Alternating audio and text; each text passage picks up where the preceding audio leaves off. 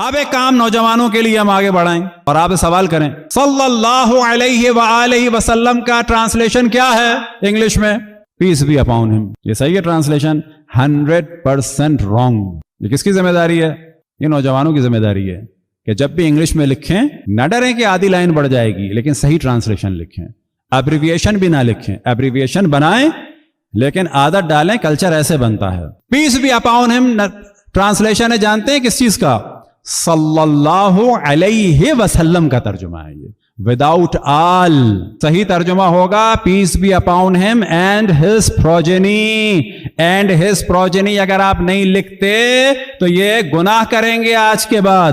کیوں کہ ہم نے صلوات بھیجنی ہے کس کے حکم سے؟ اشرف الانبیاء کے حکم سے.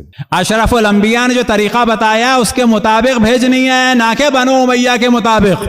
اب اگر آپ پڑھیں گے پیس بی اپون ہم تو اب تک ثواب ملا ہوگا کیونکہ نہیں جانتے تھے، لیکن آج کے بعد سے گناہ ملے گا. کیوں کہ آپ صلوات نہیں بھیج رہے اشرف الانبیاء پہ، آپ سازش میں شریک ہو رہے ہیں بنو امیہ کی کہ ایسی صلوات بھیجو کہ جس میں سے آل کو نکال دو. تو اب تک اگر آپ لکھتے تھے VBUH، اب آپ اور تفصیل سے لکھیں اور ایبریویشن نہ لکھیں، مکمل لکھیں. اور جب مکمل لکھیں تو نہ سوچیں کہ ٹائم جا رہا ہے، نہ.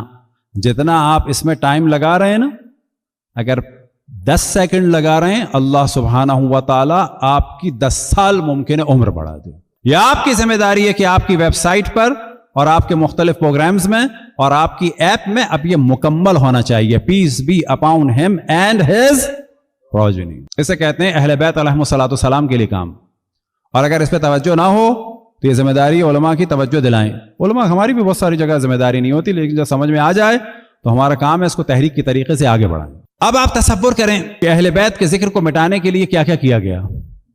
یہ ہم مثالیں کیوں دے رہے ہیں بار بار؟ تاکہ آپ کو پتہ چلے کہ یہ جو آپ سنتے ہیں فرش عزا بچھانے کا ثواب، جس زمین پر فرش عزا بچھے اس کی صفائی کا ثواب، وہاں پر جھاڑو کا ثواب، وہاں سے کنکر ہٹانے کا ثواب، اور کسی جگہ اگر آپ کر رہے ہیں تو وہاں پر آپ جو کام کر رہے ہیں تو در حقیقت یہ کوئی آپ عام قالین نہیں بچھا رہے یا دری نہیں بچھا رہے.